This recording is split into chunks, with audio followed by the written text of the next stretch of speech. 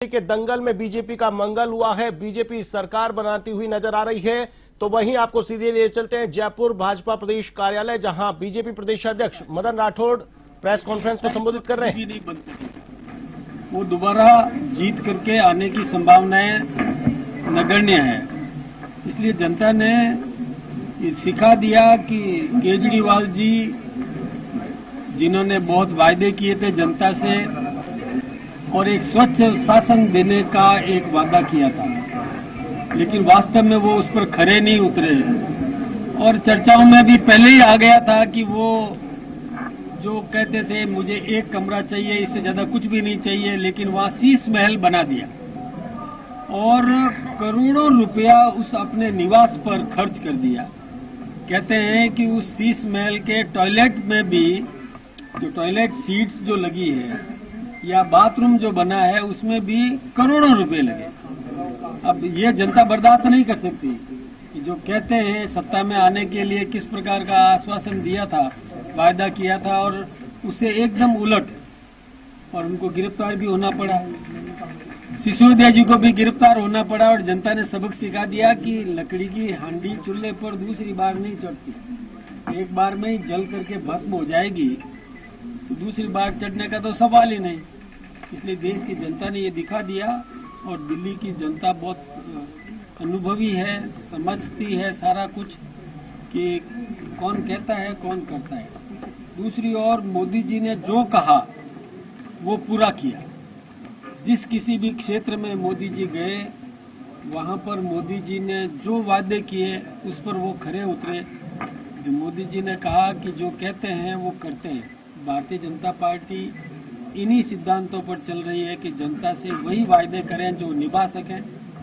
चाहे राजस्थान की सरकार हो, चाहे मध्य प्रदेश की सरकार हो, चाहे केंद्र की सरकार हो, हम सब ने, गुजरात की सरकार हो, कहीं भी हिंदुस्तान में जहाँ कहीं भी हम लगातार सत्ता में आ रहे हैं, वहाँ पर जो हमने वादे किए वो हमने पूरे किए।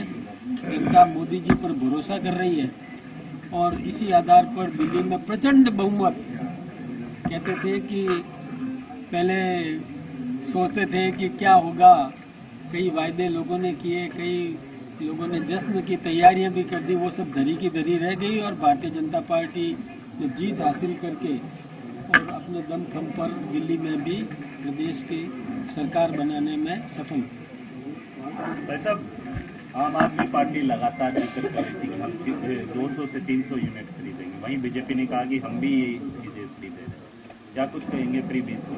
देखिए, एक बात आप समझ रहे हैं कि एक बार कुछ दे दो किसी को भी, फिर उसे छीनना, उसको बहुत दुख होता है। इसलिए हमने उन जनता की भावनाओं का ख्याल रखा, जनता के मन के भाव को सम्मान देने का काम किया।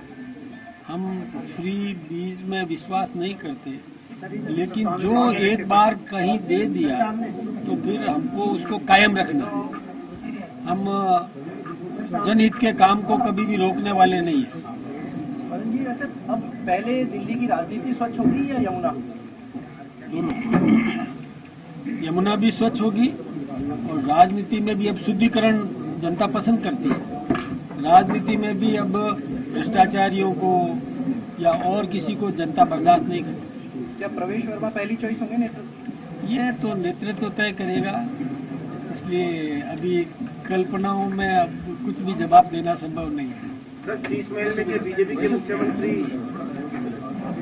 अब देखिए, मैं ये अभी कहना तो ठीक नहीं रहेगा, लेकिन जो अब पैसा लग चुका कहीं पर भी, जनता के गाड़े पसीने का पैसा है, कहीं लग चुका है, तो उसको यदि उखाड़ के फेंकना है तो जनता का डबल नुकसान हो जाएगा। इसलिए उसका क्या निर्णय करेगी वो समय आने पर निर्णय होगा। सिसोदिया अरविंद केजरीवाल जैसे बड़े चेहरे हार गए, तो ये किस चीज का परिचय है कि ये क्या शुचिता की राजनीति की तरफ बढ़ रही है जनता? हाँ, जनता अब शुचिता पसंद करती है। जनता अब भ्रष्टाचारियों को बर्दाश्त नहीं करती। अब जो जेल में रहे और केवल पहले कहते थे कि ईडी ने ये कर दिया, ईडी ने, अब कोर्ट ने भी कर दिया। कोर्ट के ऊपर तो कोई नहीं है ना, तो न्यायालय ने निर्णय किया है तो कुछ उसमें गंभीरता पाई होगी। तभी तो किया है। धन्यवाद आप सबका।